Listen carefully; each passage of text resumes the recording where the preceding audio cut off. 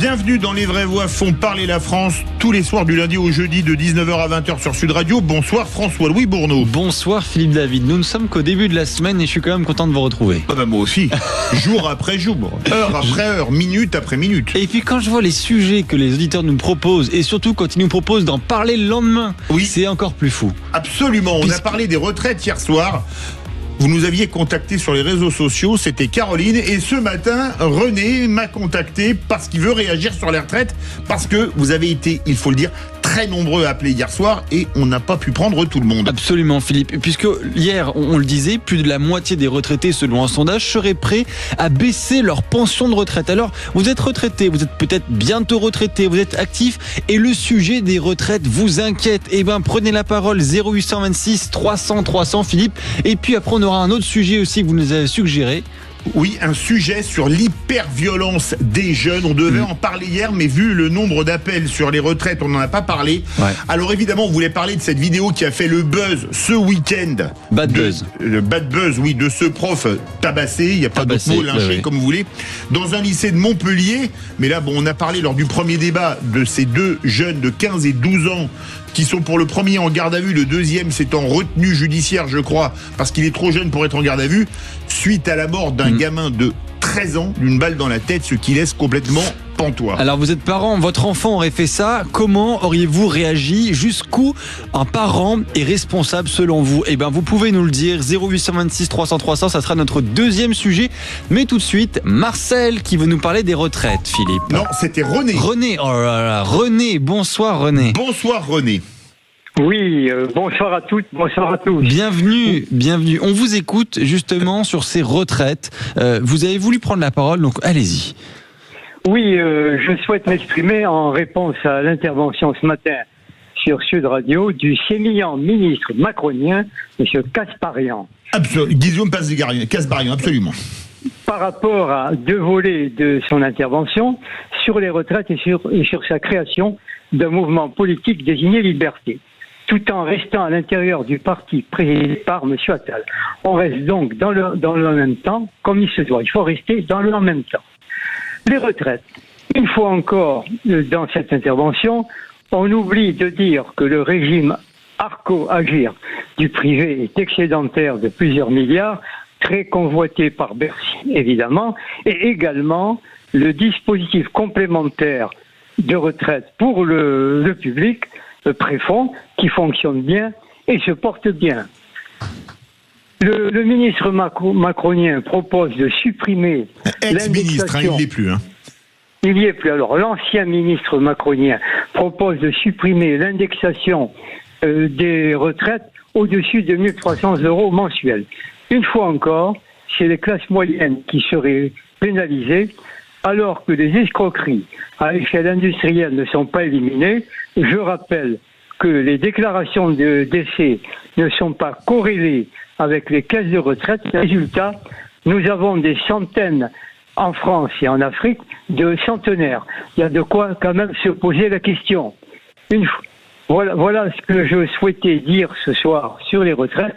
Par contre, s'agissant de la politique, je constate que la création de ce mouvement Liberté par sur cet ancien ministre macronien préfigure une belle tactique, c'est-à-dire qu'on va pouvoir disséminer la Macronie de droite et de gauche pour créer une coalition qui, par définition, est hétéroclite pour s'opposer au camp souverainiste. Voilà ce que je souhaitais dire ce soir sur Sud Radio. Alors, René, restez avec nous parce que vous avez soulevé 1000 doigts où ça fait mal. On aime bien ça. Je crois qu'on a Olivier qui est avec nous, François-Louis. Tout à fait. Bonsoir, Olivier. Bonsoir. On vous laisse d'une part réagir à ce que disait René, puis prendre la parole aussi sur ce qui vous tient à cœur. Il y a un point que René a soulevé, dont on n'a pas parlé hier soir. C'est vrai que les retraites du privé sont très excédentaires, l'Agir Carco, que l'État d'ailleurs aimerait bien aller mettre un peu la main dans la poche, si vous voyez ce que je veux dire. Est-ce qu'il n'y a pas un vrai problème qui se pose pour les retraites? On entendait des gens hier qui avaient travaillé dans le privé, qui avaient des retraites de misère. Est-ce qu'il ne faudrait pas tout remettre à plat, notamment entre privé, public, régimes spéciaux et tutti quanti? Mais bien sûr que oui. Bien sûr que oui, parce qu'il y a un gros problème et je trouve ça scandaleux. Je dis par exemple, j'ai un ami qui travaillait à l'EDF, qui a pris sa retraite, 6 mois avant son départ à la retraite, de 1800 €, il est passé à 2800 € de salaire. Je lui dis, ça sert à rien pour la retraite. Mais il me dit si, parce que elle est calculée sur les 6 derniers mois. Absolument, dans la fonction publique. Mais c'est une honte, parce que je parle de l'EDF, mais il y en a d'autres. Il n'est pas tout. La fonction publique, c'est sur les 6 derniers mois. Et je vous coupe, depuis la réforme Balladur de 93, c'est 25 ans pour le privé. Voilà, moi on m'a pris 25 ans. Moi, en plus, dans le BTP, c'est bien connu, on touche des faux salaires ce sont les déplacements, des indemnités comme ça, qui ne sont pas prises en compte pour la retraite. C'est-à-dire que moi, je pars à la retraite, je gagnais 3500 € et on me donne 1400 €. Ah oui, mais c'est fou ça. Ben oui. Mais donc je me révolte, je dis mais pourquoi les gens ils touchent mon regretté beau-père par exemple qui travaille dans la police. Dans la police, il a pris sa retraite à 51 ans. Oui. À l'époque, ça devait pouvoir se faire. À la retraite qu'au travail. Oui, ça c'est. Il touchait bien, donc je n'ai pas compris pourquoi dans ma jeunesse on me disait on va te prendre les 10 années, après ça a été les 12 années, et maintenant c'est les 25 années. Il y a des trucs que je comprends pas du tout et qu'on ne peut pas comprendre. Moi, le gars à l'EDF qui gagne 1008, il fait 2008 pendant 6 mois et sa retraite est basée sur 2008, c'est un scandale. Alors, Olivier, restez avec nous, on va reprendre René. René, c'est bien là, j'ai deviné où vous vouliez mettre le doigt, c'est-à-dire que le système de retraite français, il est totalement inégalitaire, notamment entre le public et le privé, régimes spéciaux et régimes standards, ce qui explique pourquoi il y a des gens qui vivent avec une retraite de misère en France aussi. Oui, il est exact que les régimes sont très, très différents. Et une mise à plat, finalement, on n'a jamais réussi à le faire. Souvenez-vous, toutes ces années de discussion sur les retraites, ce qui prouve bien que ceux qui tiennent le manche gardent le manche et ne se soucient absolument pas de l'intérêt général. Ça, c'est un vrai sujet. Qu'est-ce que vous voudriez faire? Parce qu'aujourd'hui, on avait eu un livre blanc sur les retraites. Ça date de l'époque où Michel Rocard était Premier ministre, donc ça date un peu. Et la réaction, c'était de Michel Rocard, avait dit « Il y a de quoi faire sauter 10 gouvernements là-dedans. On ne peut rien faire. » Est-ce que quelque part aujourd'hui, on peut encore sauver le régime de retraite, Olivier, ou est-ce qu'on ne paye pas finalement pratiquement 40 ans de lâcheté des politiques? Je me souviens de Mitterrand disant peu de temps avant de quitter le pouvoir, les retraites, ce sera pas équilibré, je l'ai faite à 60 ans, ce sera à mes successeurs de gérer. Ah oui, non mais c'est clair que personne n'a osé toucher aux retraites. De Mitterrand jusqu'à aujourd'hui, personne n'a osé toucher à la retraite. Parce que on risque de soulever les foudres, les gens. Mais alors, je comprends que le mec qui travaille à EDF ou fonctionnaire, il dit mais moi je suis pas d'accord qu'on touche à ma retraite. Mais moi, je suis pas d'accord. Pourquoi moins de 3005, je suis passé à 1004. Là, il y a un problème. Le calcul n'est pas juste. Entre 6 mois et 25 ans, c'est strictement anormal. Mais c'est complètement anormal, oui, et c'est pas normal que les gouvernants n'interviennent pas à dire attendez, là il y a quelque chose qui va pas, on va mettre tout le monde à 15 ans, on n'en parle plus. Et celui qui est pas content, c'est pareil. À un moment donné, ils savent augmenter le carburant, ils savent faire des nouvelles taxes, mais ça, on veut pas y toucher. Je sais pas pourquoi, parce que le carburant, personne n'a bronché. Hein. De gilet jaune à 1,50 € qui descendent dans la rue, à 2,40 €, il n'y a personne qui bronche. Je sais pas, on a eu des... Je sais pas. Restez avec nous, on doit faire une courte pause, François-Louis. Tout à fait, mais ce sujet des retraites continue de vous faire réagir et ça sonne 0826 300 300. On aura Cédric de Nice dans quelques minutes. On se dit à tout de suite. 19h-20h, les vraies voix font parler la France. Pour des vraies voix font parler la France, cette émission libre antenne où tout est permis. C'est vous qui faites le programme, c'est vous qui réagissez. C'est Juliane qui prendra votre appel au 0826 300 300. Maxime, notre excellent réalisateur, qui vous mettra à l'antenne. Et on aura le plaisir, François Louis et moi-même, de débattre avec vous. J'allais vous dire, imaginez une émission où les auditeurs peuvent prendre la parole et dire ce qu'ils veulent. Enfin, ce qu'ils veulent. Du moment que c'est constructif, bien sûr. Absolument. Eh ben, ça s'appelle Les Vraies Voix font parler la France. Vous pouvez vous-même prendre votre téléphone et nous appeler si vous avez quelque chose à dire. 0826 300 300. On est là jusqu'à 20h avec Philippe. Et on a dit qu'on accueille Cédric de Nice. On tient nos paroles. On accueille Cédric de Nice sur le sujet des retraites. Bonsoir Cédric. Bonsoir Cédric. Bonsoir. Alors, on Merci vous de écoute. m'accueillir. Mais avec plaisir. plaisir. Vous avez entendu René et Olivier. Qu'est-ce que vous en pensez? Moi, je pense que la retraite par répartition, telle qu'on l'a connue aujourd'hui, certes, a des difficultés, mais qu'il faut quand même faire ce qu'on peut pour la préserver. Ça reste quand même une des plus belles inventions et un des plus beaux acquis sociaux que la France ait fait. Oui. Et eu également, moyennant évidemment certains retours à une certaine égalité aussi vis-à-vis, effectivement, vous l'avez évoqué au niveau des régimes spéciaux. Oui. Cependant, je pense également que y intégrer une part de capitalisation, de faire en sorte que les gens puissent eux-mêmes également, que ce soit par des investissements propres ou autres, faire leur propre retraite, ou tout simplement également permettre aussi aux gens d'avoir une certaine culture économique, de savoir comment on bâtit une retraite, comment on investit pour l'avenir à 20, 30, 40 ans. C'est quelque chose également qui manque gravement, je pense, à notre pays, à notre système éducatif. Et que si on avait cette petite appétence-là, si on arrivait à inculquer ces choses-là, même dès les jeunes générations, ça pourrait changer pas mal de choses. Alors, vraie remarque, alors c'est vrai que ce que vous soulevez, Cédric, c'est que par exemple, vous seriez plutôt, vous, pour développer les plans d'épargne retraite, l'épargne salariale dans les entreprises ou les fonds de pension comme ça existe dans la fonction publique, parce que l'après-fonds, finalement, c'est des fonds de pension, hein. Oui, alors moyennant, alors pas à l'américaine, oui. J'allais dire, parce que souvent en même temps les politiques prennent l'exemple des États-Unis, c'est pas du tout là, parce qu'on connaît aussi les dérives de ces fonds de pension là, mais quelque chose de plus encadré qu'ils peuvent avoir, oui, tout à fait. Je suis complètement favorable à ça. Restez avec nous, Cédric. On va accueillir Marie de Paris qui souhaite aussi prendre la parole sur les retraites. Bonsoir Marie. Bonsoir Marie. Bonsoir, je suppose que c'est de moi qu'on parle. C'est de vous, Marie, qu'on oui. parle. Voilà. Bon, moi je voulais dire simplement, je voulais parler des retraites. Je voulais dire simplement que j'étais pas du tout d'accord qu'on nous ratiboise encore les retraites. La mienne a été diminuée d'une vingtaine d'euros, je ne sais pas pourquoi. Alors ça peut être une hausse de CSG ou de CRDS, et 20 euros, ça part très vite, hein.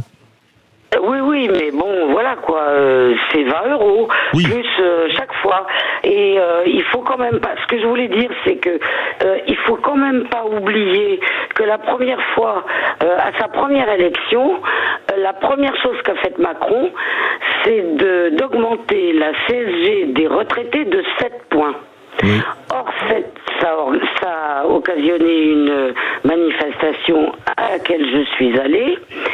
Et maintenant, il faut qu'on se défende bec et ongle pour qu'il ne pique pas le matelas de la GIRC-ARCO, qui a un matelas parce que la GIRC-ARCO est bien gérée. C'est clair, c'est les retraites complémentaires du secteur privé, comme le disait René d'ailleurs. Voilà, et puis ce que je voulais dire aussi, ça, je ne sais pas, personne n'en parle, mais en 1995, moi j'ai marché pendant 3 semaines parce que tout le pays était bloqué, parce que Juppé voulait faire une réforme des retraites qui ne plaisait pas à tous ceux qui ont des bénéfices dans le secteur public. Excusez-moi, on pense aux régimes spéciaux parce que la SNCF, c'est elle qui a surtout bloqué le pays pendant 3 semaines, 1 mois, parce qu'ils voulaient s'en prendre au régime de retraite de la SNCF qui était très, très, très favorable et très, très, très déficitaire. Oui, mais enfin, il n'y avait pas que la SNCF, il n'y avait pas la RATP. Oui. Voilà. Moi, j'habitais à côté de Pigalle et je travaillais à Ballard. Et je faisais le trajet tous les jours, le matin et le soir. Et j'étais éducatrice de jeunes enfants. Et pendant la journée, il fallait que je m'occupe des petits-enfants. Et ben, je suis désolée, ça, je l'ai pas oublié. Et je vous assure que quand il a cédé, Juppé, j'en ai pleuré. Parce que je me suis dit, t'as marché, ma pauvre amie, 3 semaines pour rien. Ouais. Voilà. Et donc, je trouve qu'il faudrait que tout le monde soit au même régime. Voilà. Alors tout le monde soit au même régime. Ça, c'est un vrai sujet. Tout le monde. Oui, il y en a qui veulent réagir. J'ai entendu Olivier ou René. Je crois que c'est Olivier. Oui. On vous écoute, Olivier. Vous êtes d'accord avec Marie et Cédric ? Mais bien sûr, tout le monde devrait être pareil puisqu'on cotise pareil. Donc je vois pas pourquoi il y en a qui vont profiter plus que d'autres. Alors je vous arrête. On cotise pas tous pareil et souvent le privé cotise plus et touche moins. Oui. Moi je parle. Vous savez, les politiques aussi. Je discutais avec les politiques et ils me disaient. On touche le double. Les années qu'on fait, ça compte double parce qu'on a un régime spécial. Alors, il a été réformé, celui des députés et des sénateurs. Parce que, alors, avant, il était plus que favorable. J'avais écrit un chapitre dans un de mes livres là-dessus, mais c'était il y a 20 ans ou 15 ans. C'est vrai que pour un mandat de 5 ans, un député avait de mémoire 1548 € de retraite, qui était plafonné à 4 mandats, ce qui faisait plus de 6 000 € de retraite pour 20 ans de travail, ce qui était royal. René, vous vouliez réagir à ce que disaient Cédric et Marie et Olivier ? Oui, moi, en ce qui me concerne, j'ai cotisé à 16% sur la GIR de 1964 à 2006. Alors, bien sûr, quand on cotise à 16% pendant plus de 40 ans, on a quand même un résultat qui est tout à fait logique et normal. Mais le fond du problème me semble ailleurs, puisque sur un plan sociologique, vous avez tous entendu, et moi je l'ai entendu pendant des années et des années, des gens qui me disaient « j'ai choisi l'administration parce que je suis sûr d'avoir une retraite et je suis sûr que ma retraite sera calculée sur les derniers mois ». Donc, si vous voulez, il y a là quand même une question qui est à la fois sociologique et structurelle en France. Des gens ont choisi d'aller dans un secteur pour la retraite. Il y a tout un débat là-dessus quand même. Ah, vrai sujet. Cédric, qu'est-ce que vous en pensez ? Il y a plein de sujets. Effectivement, alors vous parliez de la SNCF. Quand la SNCF a mis en place ses avantages, notamment liés à la retraite, c'était effectivement à une époque où personne ne voulait y travailler et où pour pouvoir attirer des talents, ils avaient mis en place ce système-là. C'était aussi le système de retraite avait été mis en place à la SNCF parce qu'ils mouraient très jeunes, notamment les conducteurs de locomotives à vapeur, parce qu'ils faisaient avec le foyer de locomotive 800 ou 1000 degrés en face et moins 20 ou moins 30 dans les zones froides avec le vent l'hiver et que les pauvres hommes faisaient pas de vieux os. Et vous aviez aussi les poseurs de rails absolument qui travaillaient également, et d'ailleurs où certains même travaillaient avec l'amiante et tout le bordel. Donc ça a été en fait un incitateur, on va dire, à attirer les gens pour venir travailler dans des conditions qui étaient extrêmement compliquées.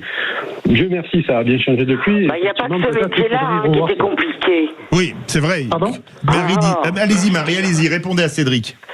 Moi, je comprends pas qu'on pose ce genre de questions. Il parle des conducteurs. Alors là, ça, je suis d'accord. Quand ils étaient obligés de travailler avec le charbon et porter tout des ça, tonnes de charbon par jour. Oui. Voilà. Alors ça, je suis tout à fait d'accord. Mais enfin, quand même, ils ont reçu la prime de charbon alors que le charbon n'existait plus depuis longtemps dans les trains, d'une part. Mais elle a été supprimée il y a longtemps. Elle a été supprimée il y a longtemps. Le dernier train à vapeur, c'était en 74 et elle a été supprimée quelques années plus tard, je crois. Mais il y a très longtemps. Voilà. Et puis, il y avait l'amiante, etc. Mais il n'y a pas que ceux de la SNCF qui travaillaient avec de l'amiante. C'est surtout le bâtiment qui a souffert de l'amiante. Ils n'avaient pas la retraite à 54 ans. Ça, c'est voilà, c'est tout. Vous avez tous ceux qui travaillent dans les tunnels avec ou sur les caténaires qui étaient sous amiante. Mais dans tous les cas, Dieu merci, ça a changé, les conditions de travail ont bien évolué et heureusement.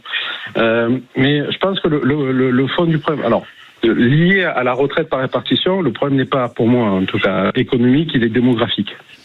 Ça, c'est vrai. À un moment, ça a été mis en place, si je ne me trompe pas, par le général de Gaulle, à un moment où il y avait 4 travailleurs pour un retraité, et aujourd'hui, on est à moins de 2 travailleurs pour un retraité. Donc, ça, on va avoir... On va vers un problème. Ah mais ça c'est clair. Mais excusez-moi, hein, comme c'est de la démographie, c'est à très long terme et c'était très largement anticipable. Le seul problème, c'est qu'il fallait avoir du courage politique. Merci à vous tous. Le sujet fait encore réagir, mais on va varier, les débats. Les plaisirs et surtout les sujets, puisque hier, on vous avait promis de parler des violences, notamment des violences des jeunes, c'est le thème, mais surtout les violences envers les professeurs, puisque vendredi, un professeur a été agressé et mis à terre par plusieurs élèves de lycée. C'est quand même assez choquant. Donc si vous êtes enseignant, mais aussi si vous êtes parent d'élèves et que ça vous choque, que vous sentez une violence monter du côté des plus jeunes, des jeunes adolescents, des adolescents, et ben 0826 300 300, vous êtes déjà très nombreux à nous avoir appelés. On prend toujours vos appels jusqu'à 20h avec Philippe. À tout de suite. 19h-20h, les vraies voix font parler la France. Sud Radio, les vraies voix font parler la France. Philippe David. Les vraies voix font parler la France avec ce sujet qui vous fait encore et toujours beaucoup réagir. Les retraites, c'est vrai qu'il y a un gros débat sur l'inégalité au niveau des retraites, qu'il y a un vrai sujet au niveau de l'indemnité, de la pension qu'on a, parce que quand on entendait hier certains de nos auditeurs qui nous parlaient de retraite à 614 ou à 952 €, ça fait peur et on se dit comment est-ce qu'on peut arriver à vivre dans ces conditions ? Comment est-ce qu'on peut arriver, je dirais même pas à vivre, à survivre dans ces conditions? Mais on va parler d'un autre sujet, François-Louis, dont on devait parler hier soir, mais dont on n'a pas pu parler pour cause de très nombreux appels sur les retraites. C'est la violence des jeunes. Alors, la violence des jeunes, on en a parlé dans les vraies voix en première partie, où là, c'était carrément... assassinat ou meurtre. Il y a une enquête en cours d'un gamin de 13 ans par des gamins de 15 ans et 12 ans. Parce qu'il a pris une balle en pleine tête ou en plein visage. C'est l'un, des coups de marteau dans le visage. Pour un maillot de football. Absolument. Ça, c'était à Strasbourg. Absolument. Alors ça, c'est absolument incroyable. Et on n'arrive pas à croire comment des jeunes peuvent être aussi violents. Et puis, il y a aussi cette vidéo. C'était vendredi dernier, un enseignant qui a été sanctionné après avoir été filmé giflant un élève dans les couloirs du lycée Jules Guesde de Montpellier. Et dans la foulée de la gifle, ce prof, qui était prof de physique d'ailleurs, a été frappé par l'élève giflé, ainsi qu'un de ses camarades devant d'autres élèves qui ont filmé la scène. C'est vraiment d'une grande violence, Philippe. Et puis, il y a des chiffres qui sont assez importants sur cette violence des jeunes, puisque 81% des Français jugent que les parents sont responsables des crimes et délits commis par les enfants de moins de 18 ans. C'est un chiffre extrêmement élevé, qui a d'ailleurs augmenté comparé à un dernier sondage qui avait été fait en fin d'année dernière. D'ailleurs, vous avez des enfants qui ont été victimes de violences au collège, au lycée, dans la rue, etc. Vous êtes enseignant, vous êtes parent d'élèves, vous voulez témoigner de ce que vous avez vu, de ce que vous voyez, de ce que vous constatez. Ou même un seul numéro. 0826 300 300. Si pour vous, la violence envers les professeurs devient banalisée, si on ne fait plus attention à ça et que ça vous fait réagir, que ça vous indigne, eh bien, vous connaissez le numéro 0826 300 300. Tiens, on a Nathalie qui est avec nous. Bonsoir Nathalie, de l'Essonne. Bonsoir Nathalie. Nathalie, d'ailleurs, vous êtes membre du corps enseignant puisque vous êtes professeur d'anglais au lycée. Racontez-nous un petit peu, quand vous entendez des professeurs qui se font taper, qui sont filmés, est-ce que ça vous fait peur? Est-ce que ça vous indigne? Où en est-on actuellement de votre côté? Les deux. Ça me fait peur et ça m'indigne. Je suis ulcérée. C'est tous les jours maintenant. C'est de la simple insulte, de la menace, avec un mélange de prosélytisme, de communautarisme, de racisme. C'est à huer à dia en fait. Ça part dans tous les sens. Parce qu'en fait, Nathalie, je pense que malheureusement, vous avez déjà été témoin de scènes peut-être d'altercation entre élèves et professeurs ou entre élèves entre eux. Mais ça, ça a malheureusement toujours existé. Mais hier. Ça part comment vous allez nous raconter, tiens, justement. Ça part d'où, en fait, ces violences? Ce sont des mésententes, ce sont des problèmes, comme vous l'avez dit, de racisme. Expliquez-nous. Mais c'est des problèmes d'éducation. D'éducation, d'accord. Déjà, il y a un ton de voix, il y a une manière de parler, il y a un phrasé, il y a toujours l'esprit de victimisation, il y a toujours moi je veux avoir le dernier mot, et je parle beaucoup, et je baisse pas les yeux. Et il y a une éducation, il n'y en a pas. Mais... Donc en fin de compte, comme il n'y a pas de cadre, eh bien, on se permet tout. Nathalie, vous êtes prof depuis combien d'années? 30 ans. Oui, donc en 30 ans, vous êtes une prof d'expérience.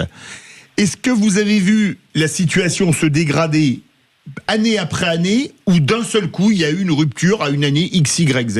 Et pourquoi dans ces cas-là? ni l'un ni l'autre. En fin de compte, les 15 premières années ont été formidables. Après, ça s'est dégradé fortement sur 10 ans. Et là, j'ai fait le point avec mes collègues justement parce qu'ils ont été agressés sur 5 ans. D'accord. Et donc, 15 ans magnifiques, 10 ans une grosse chute, et les 5 dernières années de Carib dans Scylla, c'est ça ? Un calvaire, oui. Et je vous pose une question, vous n'êtes pas obligé de répondre, hein, soit très clair. Vous avez, vous, déjà été agressé verbalement ou physiquement par un ou des élèves ? Ah oui. Ah bah bien sûr. Menaces, intimidation. Ils ont fait tourner des vidéos. Ils ont appelé au djihad. On était 3 collègues. Ensuite, ils ont pris une chaise et ils ont voulu l'acheter vers moi, mais ils l'ont jeté contre le mur. Donc j'ai eu une peur dingue. Bah oui. Mais c'est fou. Je suppose, et d'ailleurs ça doit sûrement être le cas, vous en discutez entre professeurs, c'est un manque de sécurité quand même pour vous. Est-ce que des choses sont faites ou pas du tout ? On vous laisse un petit peu seul face à ce genre de violence qui augmente ? Comment ça se passe ? Pratiquement zéro soutien. D'abord, zéro soutien de l'institution, du rectorat. Le pas de vague. Le pas de vague. Et en ce qui concerne les directions, pratiquement zéro soutien. Et donc, en fin de compte, là, on vient de réaliser, parce qu'on vient de se voir hier, un burn-out chez nous incroyable. Alors, restez avec nous, Nathalie, parce qu'il y a beaucoup de réactions au 0826 300 300. On va aller du côté du Gard, puisqu'on a Sarah, qui est elle aussi professeure de français, mais cette fois-ci au collège. Bonsoir Sarah. Bonsoir Sarah. Bonsoir à toute l'équipe. Et vous, dans le Gard, vous êtes à côté de Montpellier, c'est un département limitrophe. Vous connaissez le lycée où cette agression d'un prof s'est passée? Il a une mauvaise réputation, bonne réputation? Vous avez vu la vidéo? Il est plutôt bien coté. Très connu. Il est très connu, non, il n'a pas spécialement une mauvaise réputation, mais vous savez maintenant, avec la massification de la quantité d'élèves et le manque d'encadrement, toutes ces choses ne devraient jamais arriver. Il n'y a pas d'encadrement, il n'y a pas assez de surveillants aussi, donc si vous voulez, ce type de violence est ordinaire, même dans des établissements qui sont... Moi, je suis dans un établissement pas particulièrement violent, et j'ai eu 3 incidents en 15 ans. Et j'en ai eu autant que quand j'étais dans les banlieues où ça cognait, à Paris et dans le Gard aussi. Donc si vous voulez, c'est une violence générale maintenant, il faut bien comprendre ça. Et comme Nathalie, ça fait combien d'années que vous êtes prof? Un petit paquet d'années aussi, vu votre expérience. J'ai 60 ans. D'accord, donc ça fait plus de 30 ans que vous êtes prof? Ouais. 35 ans à peu près, 35. Non, j'ai commencé à 21 ans, donc je peux vous dire que... Ah oui, donc voilà, quasi 40 ans, oui. Ah oui, donc là, on peut dire que vous avez de l'expérience. Vous avez fait le même constat que Nathalie en voyant les choses se dégrader? Complètement, mais ce qui est dommage, et on remercie beaucoup Sud Radio de bien vouloir nous donner la parole, c'est qu'on n'a pas parlé de tout ça. On a mis le couvercle sur la marmite pendant des années, et maintenant on s'étonne de fait que nous, on signale depuis plus de 30 ans. Il y a une aggravation progressive. Comme dit Nathalie, notre hiérarchie nous suit absolument pas. Et quand on porte plainte, moi j'en ai marre, maintenant je porte plainte directement à la gendarmerie. La plainte est classée par le procureur. Moi j'ai été tirée de ma voiture et battue à coups de pied. Des parents d'élèves m'ont mis un couteau sous la gorge. Un élève m'a balancé une élève dessus et m'a tordu des cervicales. À chaque fois, il ne se passe strictement rien et c'est limite si on ne va pas porter plainte contre vous. Et votre plainte est classée même au tribunal. Donc le respect de l'enseignant, ça commence déjà par les institutions qui doivent nous respecter quand même. Les institutions, mais vous l'avez dit aussi, peut-être les parents qui, au final, n'ont aucune influence sur ce genre d'événements et de comportements. Il n'y a pas d'autorité de la part des parents. Ils ont même tendance à défendre, au final, les actes commis par leurs enfants, n'est-ce pas? Ah, tout à fait, tout à fait. Ben moi, la mère dont l'enfant m'a brutalisé a porté plainte contre moi quand même. Wow. Et pour quel motif? Coups et blessures, mauvais traitement? Parce que quand on dépose une plainte, il y a une raison. Ben oui, parce que j'ai eu un geste de défense et donc malheureusement ma main, parce que je me suis retournée, ma main a effleuré l'enfant. Alors c'est un crime majeur, oui, sachant que moi j'ai eu 3 jours. C'est digne du tribunal pénal international de La Haye, là. Hein. Ah mais au minimum. Et mon chef d'établissement voulait me sortir de chez moi alors que j'étais en arrêt maladie parce qu'il n'avait pas le courage d'affronter la mère qui était radicalisée et qui nous disait Allah s'occupe de l'éducation de mon fils, l'éducation nationale n'a pas à s'en occuper. Pour vous dire le genre de choses à quoi on a affaire. Oui, non mais c'est fou. Restez avec nous Sarah et Nathalie parce que vous voulez réagir, comme on dit. Vous voulez prendre la parole. Et on va aller du côté du Tarn avec Sophie qui a composé le numéro magique, le 0826 300 300. Que vous aussi d'ailleurs, que vous soyez chez vous, en train de rentrer du travail, vous pouvez le composer pour prendre la parole. 0826 300 300. Bonsoir Sophie. Bonsoir Sophie. Bonsoir à tous les deux. Vous êtes professeur de français au collège, tout comme Sarah d'ailleurs, et ça vous fait réagir, ça vous indigne peut-être ce qu'on est en train de dire justement au sujet des violences envers les professeurs. Alors, je suis pas du tout professeur de français. Ah, oula, alors, j'avais cette info, autant pour moi. Voilà, donc j'avais fait part à votre collaboratrice, du fait que ça rentre pas dans le cadre de mon intervention de ce qui s'est dit précédemment, mais ça peut être intéressant à d'autres égards. En fait, moi, j'ai enseigné pendant plusieurs années en tant que chargée de cours dans une faculté. D'accord. J'étais au niveau licence de langue, donc première à troisième année. Donc oui. Moi, ce que j'ai remarqué dès le départ, alors à part un niveau absolument abyssal, catastrophique, oui. mais catastrophique, bon, c'est pas le sujet d'aujourd'hui, mais bon. Et ce que j'ai constaté, c'est en fait c'était la chronique d'un désastre annoncé. Parce que déjà, je rentrais de l'étranger à l'époque, donc je me disais bon, c'est bien la faculté, je vais avoir une classe des étudiants déjà majeurs, donc qui vous sont intéressés, impliqués. Mon œil, je faisais du babysitting en fait. Et donc c'est fou parce que c'est de bac plus 1 à bac plus 3 là. Oui, et je vous confirme que je faisais du babysitting. Sur une classe de 30, il y en avait, dès que je rentrais, j'étais capable de dire, bon, celui-là, celle-là, bon, il y a 4 ou 5 qui vont s'en sortir, qui sont intéressés, qui sont pas mal. Le reste, bon, c'était pas porté de jugement de valeur, mais ils avaient rien à faire en bac. En fait, ils étaient là pour avoir un diplôme parce qu'ils se sentaient investis du droit d'obtenir un diplôme parce qu'ils avaient assisté à des cours pendant X temps. Voilà, présentiellement, c'était des warm bodies, comme on dit en anglais, donc des corps. Ils étaient là, ils étaient présents. Des corps chauds, warm bodies, ouais. Voilà, c'est ça. Et ils faisaient aucun effort et surtout un manque de respect. Mais Sophie, comment expliquer que des gens qui ont un niveau, vous le dites vous-même, hein, déplorable. Oui. Alors je sais que maintenant le bac, pour le rater, il faut pratiquement faire des efforts quand on voit les taux de réussite à plus de 90%. Comment expliquer qu'ils arrivent à se retrouver en fac?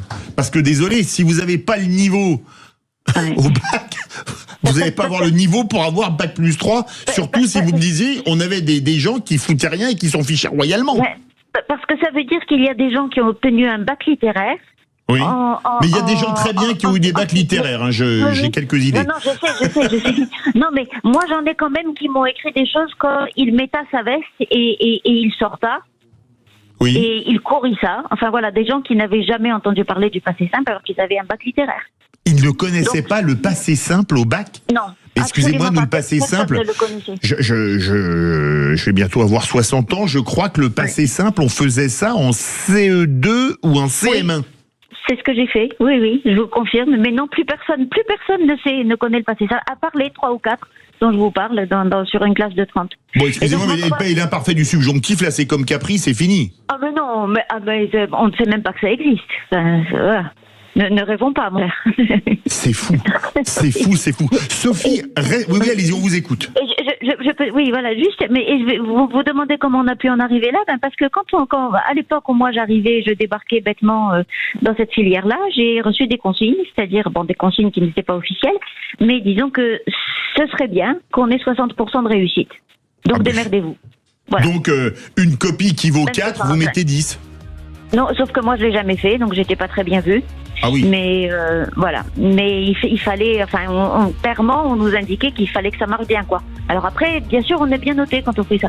Ah oui, d'accord. Voilà. Comme chantait Guy Béard, là on passe d'Hervé Villard à Guy Béard, le premier qui dit la vérité, il doit être exécuté, c'est ça? C'est ça. Alors, restez avec nous, Nathalie, Sarah et Sophie. Parce qu'on va vous faire réagir, ça continue à appeler au 0826 300 300. On ira du côté de Limoges, tiens. Une ville que vous connaissez. Un tout petit peu, Philippe, du côté de Limoges avec Cathy qui souhaitera réagir sur ses enseignants agressés.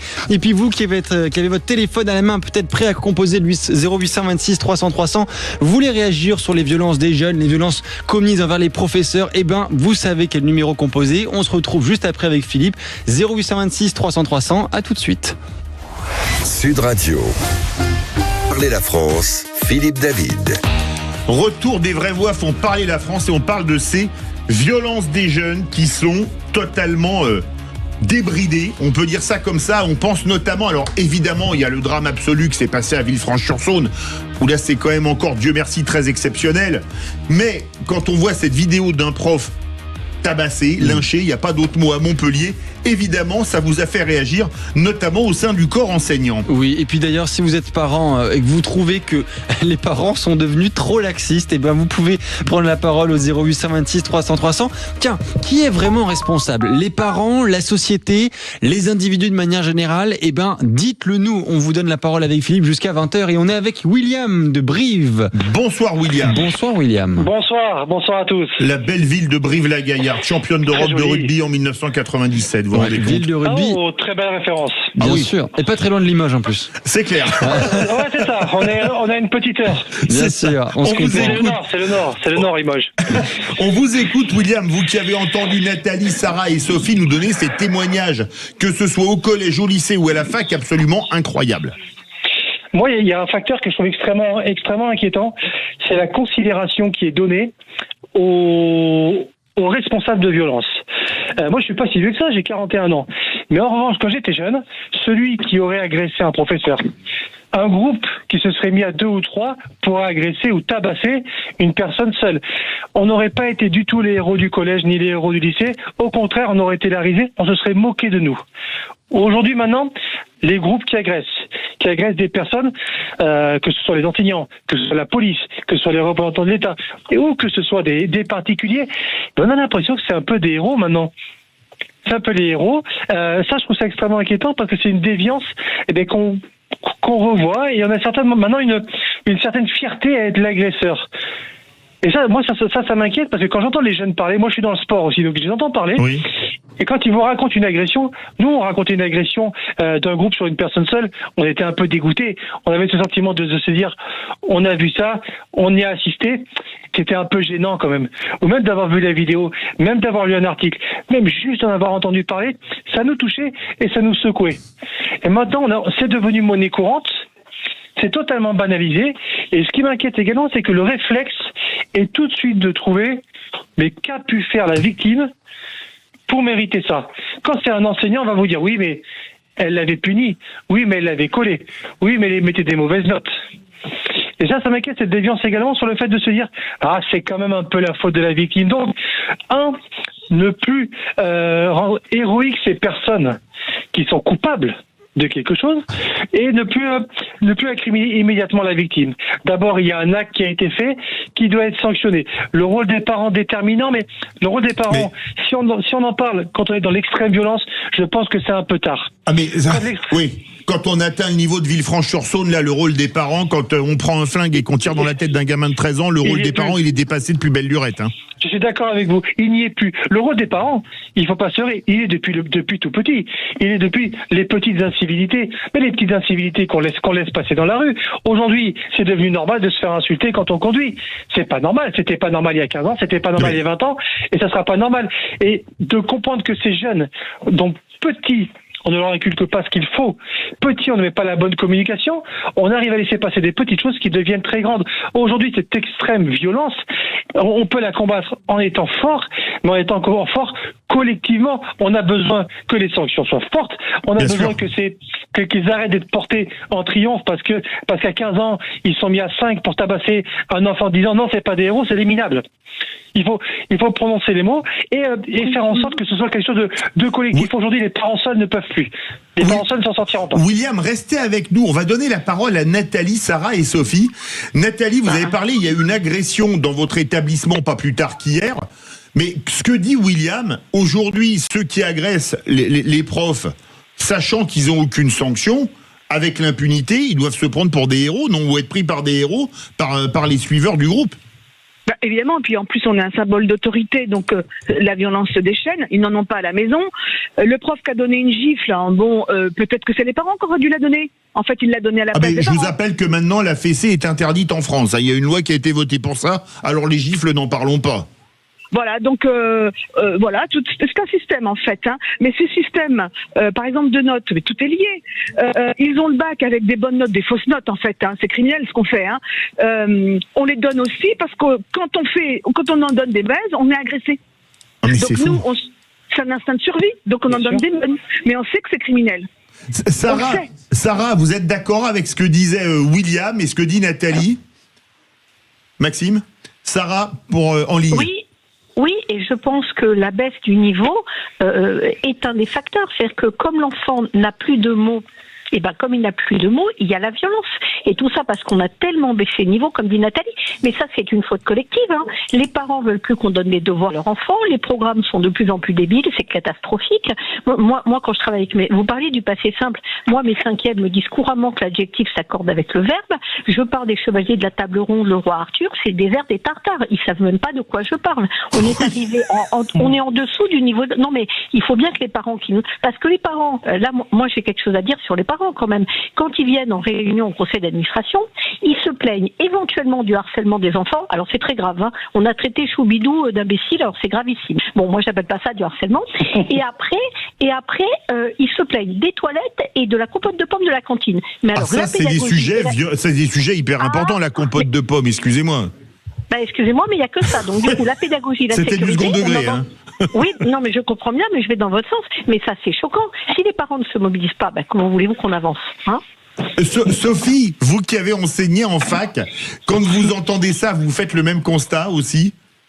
Oui, j'ai fait tout à fait le même constat, alors à un autre niveau, mais c'est-à-dire que moi j'accueillais des étudiants qui savaient mieux que moi ce qu'il fallait savoir, d'ailleurs qui m'apprenaient mon métier assez régulièrement. Pas tous, hein, mais quand même. Au moins, excusez-moi, mais il manquait pas d'ambition, c'est déjà un point positif pour raisonner par l'absurde. Oui, on peut dire ça comme ça. Et je me souviens en particulier d'une étudiante qui est venue après le premier parthèse, à qui j'avais gentiment mis 4. Gentiment. Oui. Et qui me dit. Et donc, c'est que ça valait 1 si vous avez mis gentiment mis 4, c'est ça? Oui, voire moins 1. et elle me dit, mais madame, je ne comprends pas. Au lycée, j'ai toujours eu 17,5 et on me disait que je pouvais être prof d'anglais. J'enseignais l'anglais. Oui. Alors, que répondez-vous à ça? Je lui ai dit, écoutez, je suis désolée, mais je vous ai mis 4 parce que ça vaut 4. Je ne sais pas ce qu'on vous faisait faire au lycée. Mais c'est fou. Mais c'est fou. Mais c'est fou. William, quand vous entendez ça, vous avez vous aussi mis le doigt où ça fait mal. Mais comme Nathalie, comme Sarah, comme Sophie, moi j'ai l'impression qu'il y a quelques années, il y a un ancien ministre qui avait parlé du mammouth. Et quand j'entends, vous êtes pas enseignant, William? Non, j'ai fait des piges. J'ai enseigné en école de commerce sur le management et sur la vente. Oui. Mais je n'ai jamais eu j'entraîne dans le rugby également, donc j'ai des publics qui vont de 18 à 37, 38 ans, garçons, filles, français, étrangers. Donc j'ai quand même plusieurs publics. Mais je n'ai jamais eu, en public direct, l'âge des collégiens ou des lycéens. Ah mais on va redonner la parole. Restez avec nous, William, au prof. Nathalie, est-ce que c'est pas trop tard pour, vous me passerez l'expression, renverser la vapeur? Je ne sais pas. J'avoue, je ne sais pas. Je ne sais pas parce que quand même on a un président qui a mis de l'huile sur le feu lorsqu'il a dit à ce gamin qui conduisait sans permis et qui s'est fait tuer par un gendarme que c'était bien le gendarme. Un policier. Donc, un policier, dont figure d'autorité, qui était en cause. Là, il a mis le feu aux poudres. Et en fin de compte, on est dans les mêmes cas de figure. Donc maintenant, je sais plus. Je sais pas. Mais Sarah, j'ai l'impression que le pas de vague qui devait s'arrêter il y a quelques années, on avait dit, est plus existant que jamais. Et j'ai l'impression que vous êtes complètement, et vous avez même pas un sentiment, mais une certitude, d'être complètement abandonné par votre hiérarchie. Et est-ce qu'il faudrait pas, parce qu'en France on est spécialiste pour faire des numéros verts pour tout et n'importe quoi, faire un numéro vert pour les enseignants agressés, et si la hiérarchie ne réagit pas, c'est la hiérarchie qui est sanctionnée par le ministère. Bien sûr. Ah mais Philippe David, président, hein, je vote pour vous immédiatement. Non mais Merci. Bien sûr. Mais je vais finir par demander les 500 signatures, vous êtes plusieurs à me le dire. Hein. Ah mais alors là, je signe pour vous. Non mais il faut savoir, si vous voulez, qu'une forme de numéro vert existe, c'est-à-dire que dans les rectorats, on a mis en place effectivement une écoute, mais ça va pas plus loin que l'écoute. Et après, on vous abandonne au race campagne. Moi, par exemple, j'ai été obligée de porter plainte, et jamais rien n'a été fait. Et vous savez combien de médecine de travail? Là, vous allez rigoler. Vous savez, il y a 70 médecins pour 1,2 million de fonctionnaires. Ça fait un médecin pour 18 500 fonctionnaires. Vous imaginez ça? Ça fait une grosse patientèle. Ah ben voilà, donc alors les burn-out qu'évoquait Nathalie tout à l'heure, mais laisse tomber, on est totalement abandonné et notre hiérarchie ne s'en mêle surtout pas, parce que sinon ça met en danger leur prime. Parce qu'il faut savoir que quand le pas de vague que vous évoquez, quand il y a des vagues, ça diminue la prime et le classement de l'établissement. Donc le chef d'établissement, c'est pas la poussière qui met sous le tapis, c'est la montagne. Hein. Oui, et puis surtout qu'il a intérêt, pour son avancement personnel, à mettre la poussière sous le tapis, non? Absolument. Et vous êtes toutes conscientes, et vous aussi William, de cette lâcheté de la hiérarchie. C'est organisé, c'est quelque chose contre lequel on peut difficilement faire quoi que ce soit, sauf vraiment à renverser la table. Qui veut réagir? On peut pas renverser la table. Si vous voulez. Moi, je porte plainte. Ma plainte est classée. Oui. J'ai porté plainte au moins 3 fois. Les plaintes sont classées. On peut rien faire. Qu'est-ce que vous voulez qu'on fasse? Oui, mais là, c'est même pas la hiérarchie. Là, c'est le ministère de la Justice, parce que le parquet. C'est à tous les niveaux. Oui, William. C'est à tous les niveaux. Aujourd'hui, le mot qui est utilisé, c'est l'extrême violence. Oui. D'accord, c'est le mot qu'on entend. Qui est une réalité, hein. Non, mais extrême violence. Donc, solution extrêmement stricte. Oui. C'est une question de balance. Il y a un moment, il faut arrêter. On peut en parler, d'où ça vient, qui fait ça, qui fait quoi, quelle est la solution. La solution, gros problème, grosse solution, fin. Et il faut arriver à comprendre aussi qu'aujourd'hui, les enseignants, qu'ils soient au collège ou au lycée, les encadrants sportifs également, c'est que on parle d'enfants, on parle de mineurs, mais arrêtons de les considérer comme des enfants et comme des mineurs. Aujourd'hui, un enfant de 13-14 ans n'a plus du tout la même maturité qu'un enfant de 13-14 ans des années 80. Donc aujourd'hui, mais un enfant de 14 ans, d'accord, qui se permet d'insulter ses professeurs et qui a 2 heures de colle le mercredi après-midi, mais il rigole, parce que ça, c'était une punition ou une sanction qui était adaptée il y a 40 ans, quand on avait honte d'être collé. On disait, je suis collé, c'est la honte, je suis nul de la classe. Aujourd'hui, vous faites rigoler tout le monde. Le danger, il est que on continue à les considérer comme des enfants. Aujourd'hui, un groupe de 3-4 adolescents de 14 ans qui tabassent un enfant de 10 ans ne peuvent pas être jugés et considérés comme des enfants, c'est pas vrai. Donc l'accompagnement dont doivent bénéficier les enseignants doit être adapté à des adultes. C'est un comportement d'adulte, donc sanction d'adulte. Merci. On fait plus peur avec 1 heure de colle. Ça, c'est clair. Merci à toutes et à tous. Merci William, Nathalie, Sarah, Sophie, William. Je dis que vous êtes dans l'ordre. Commençons par les dames en plus. Vous êtes très classe, Philippe. Mais vous êtes un homme galant. Un gentleman, en fait. Merci à toutes et à tous d'avoir appelé au 0826 300 300 pour Les Vraies Voix font parler la France. Et puis demain, c'est reparti. Philippe, 19h-20h. On se retrouve pour la libre antenne. Absolument. Et là, c'est Magali.